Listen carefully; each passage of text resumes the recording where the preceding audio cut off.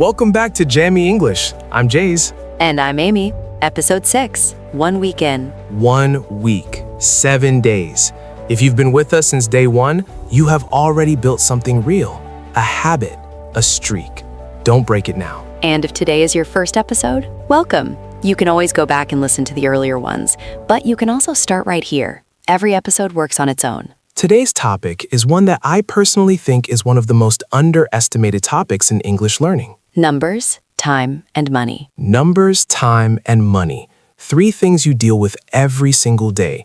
And yet so many learners freeze up the moment someone asks, how much is that? Or what time works for you? Because in Chinese, numbers and time have their own logic. And when you switch to English, the patterns are different. The order is different. The phrasing is different. So today, we fix that. By the end of this episode, you will be able to say prices, read a clock out loud, talk about dates, and handle the most common number situations in daily English life. Practical and immediately useful. My favorite kind of episode. Amy, let me start with a question.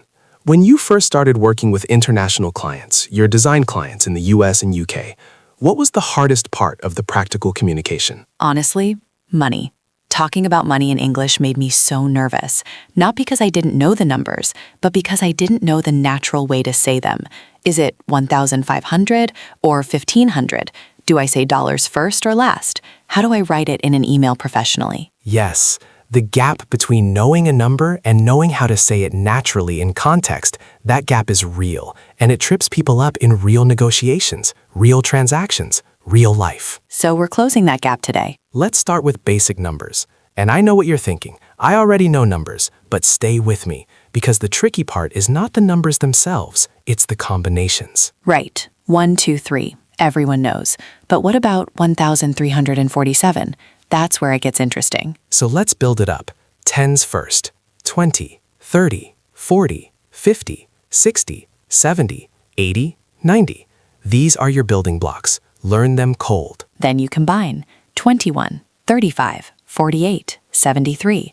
The pattern is always tens first, then ones, with a hyphen in writing. 48, not 840. Hundreds. 100, 200, 300. When you combine hundreds with tens and ones, in British English you use and, 142. In American English, the and is often dropped, 142. Both are correct. You'll hear both. Thousands, 1,000, 5,000, 10,000. Now here's something that surprises a lot of learners. In English, large numbers are grouped in threes from the right, separated by commas. So 10,000 is written 10, 000. 100,000 is 100, 000. 1 million is 1, 000. And when you say them, 1,500, this is very important. In English, people very commonly say 1,500 instead of 1,500. Both mean the same thing, but 1,500 is more natural in everyday speech, especially for prices. So if something costs $1,800, most people would say $1,800. Exactly. Numbers from 1,000 to 9,900, you can say them as hundreds, 1,200, 3,400. It sounds much more natural. This one small thing changes how fluent you sound immediately. Now money, because this is where numbers become real. In the United States, the currency is the dollar and the cent. $1 equals 100 cents. Written as a dollar sign before the number. Dollar sign, then the amount. So $15.99 is said as $15.99. Or in casual speech, $15.99. You drop the dollars and cents entirely. That casual version is so important. When you're shopping, nobody says, this costs $24.50. They say $24.50, short and clear. Let me give you some practice examples.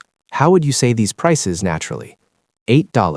$8, or just $8. Bucks is informal slang for dollars, very common. $3.50. $3.50. $120. $120, or $120. $1,499. $1,499, or $1,499 if you want to be precise. Perfect. And in the UK, the currency is the pound, symbol pound, and the penny, plural pence. The logic is the same. £12.75 is £12.75, or casually, $12.75. And in everyday British speech, people often say quid instead of pounds. That'll be 20 quid. Informal, warm, very British. So you have dollars and bucks in America, pounds and quid in the UK. Good to know both. When you're shopping and you want to ask the price, the most natural question is, how much is this? Or how much does this cost? Or even shorter, how much, while pointing. All three work perfectly. And the answer comes back as, that's $12.50. It's $49.99. Those are 3 for $10. That last one means 3 items for $10 total. 3 for $10, that's a bundle price. Very common in markets and supermarkets. Listen for this structure when you're shopping. Okay, now time. And this one has more variety in English than people expect. Because there are actually multiple ways to say the same time in English, and knowing all of them means you can understand any native speaker, no matter which way they choose. Let's take 3 o'clock. You can say 3 o'clock. A clock is used for exact hours only, when there are no minutes. It's 3 o'clock. Meet me at 7 o'clock. Clean and simple. Now, 3:15. You have 2 options. The digital way, 3:15. Just say the numbers as they appear on a clock. Or the traditional way, 3:15. A quarter is 15 minutes. A quarter past means 15 minutes after the hour. 3:30. Digital, 3:30. Traditional, 3:30. 3:30 means 30 minutes past the hour. 3:30. This one is very common, especially in British English. 3:45. Digital, 3:45. Traditional, 3:45. 3:45 means 15 minutes before the next hour. So 3:45 is 3:45, 15 minutes before 4 o'clock. This 2:45 and quarter past and half past system is used a lot in everyday British conversation. Americans tend to stick more to the digital style. 3:15, 3:30, 3:45. So if you're talking to a British person and they say 5:30, that means 5:30, not 5:30. 5:30, shortened to 5:30. Huh, that one does confuse people the first time. Let's meet at 5:30. 5:30, 5:30. Got it. And then AM and PM. AM is morning, from midnight to noon. PM is afternoon and evening, from noon to midnight. 8 a.m. as 8 in the morning. 8 p.m. is 8 in the evening. In more formal contexts, train schedules, flight times, business appointments, you might see the 24-hour clock. 1500 is 3 p.m. 2030 is 8:30 p.m. But in everyday spoken English, almost everyone uses the 12-hour clock with AM and PM. Useful phrases for talking about time. What time is it? The classic question. Or more casual, do you have the time? This doesn't mean, are you free? It means, can you tell me what time it is right now? What time works for you? This is how you ask someone's availability for a meeting or appointment. I'm free from 2 to 5. What time works for you? Is 3 o'clock okay? Confirming a time. Does that work for you? Checking if the time is convenient? I'll be there around 7. Around means approximately. Not exactly 7, but close to 7. Very useful when you're not sure of the exact time. I'm running a bit late. This is essential. You will need this. It means you're going to arrive later than planned. Sorry, I'm running about 10 minutes late. And the response, no worries, take your time. Or, that's okay, I'll see you when you get here. Relaxed and forgiving. That's how English speakers typically handle minor lateness. Now dates.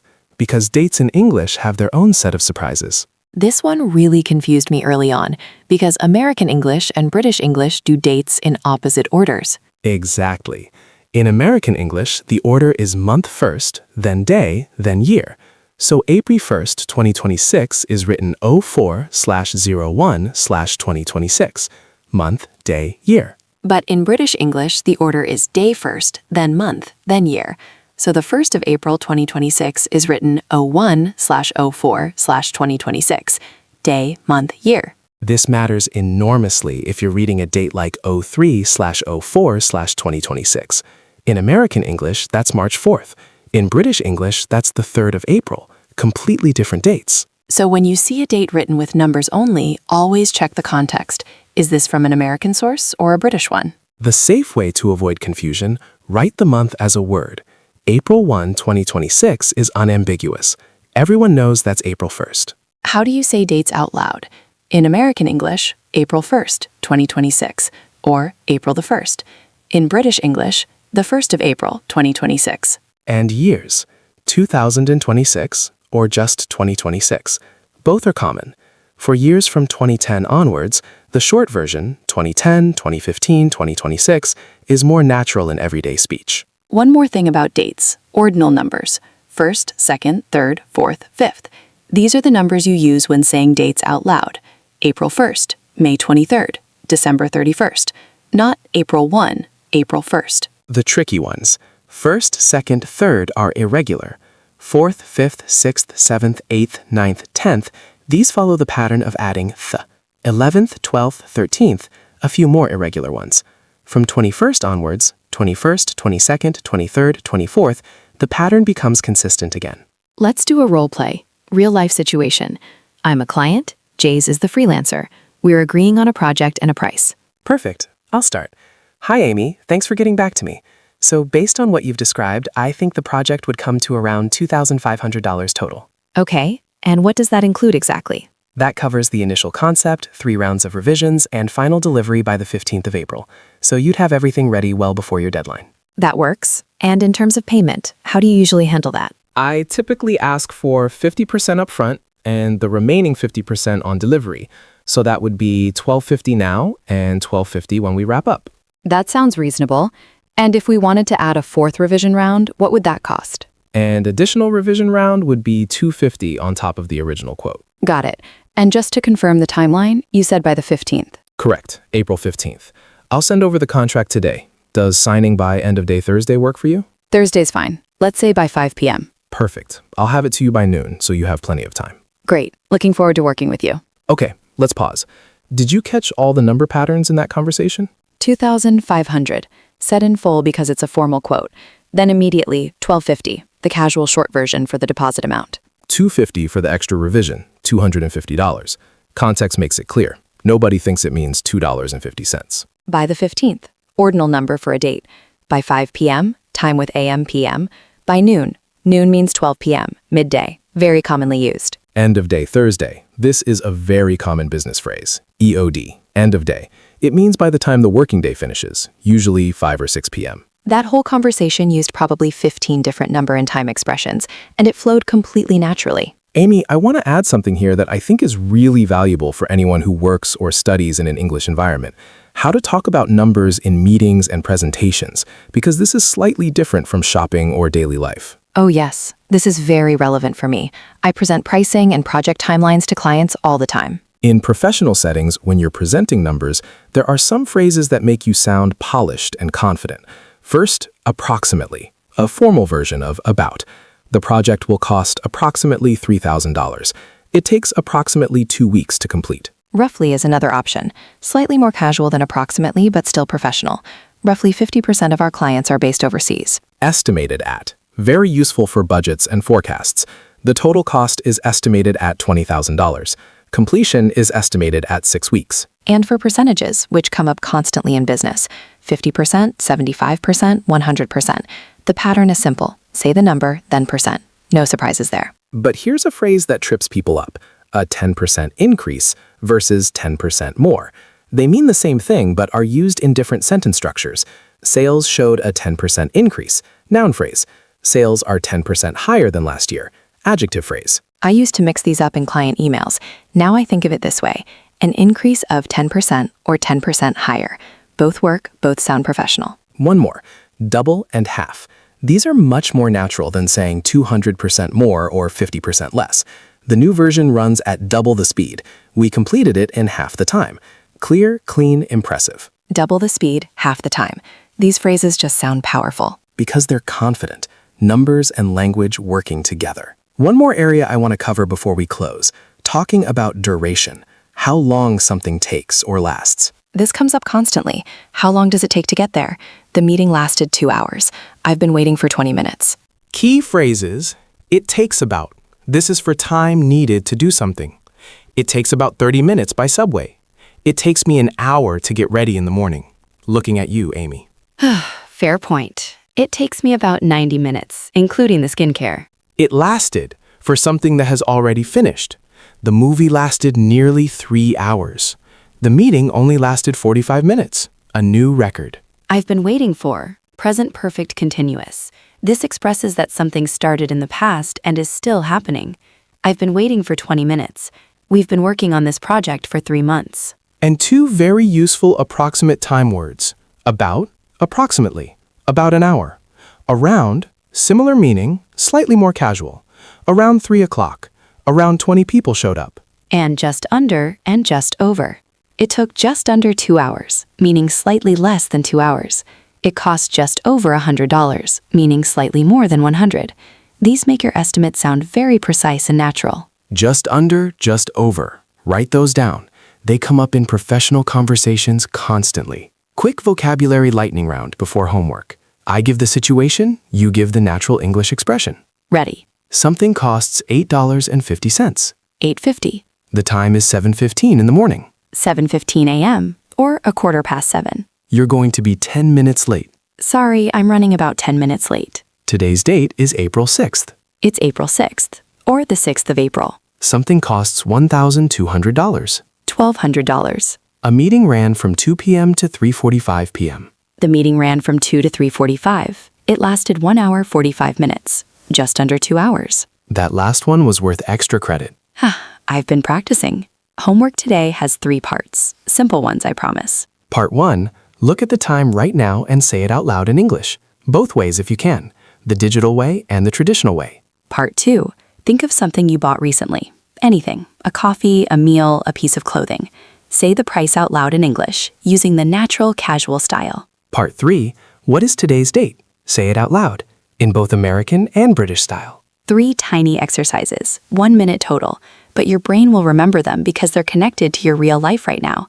That's how language sticks. And in the comments, tell us what time it is where you are right now, and what the weather is like. 2 episodes in 1.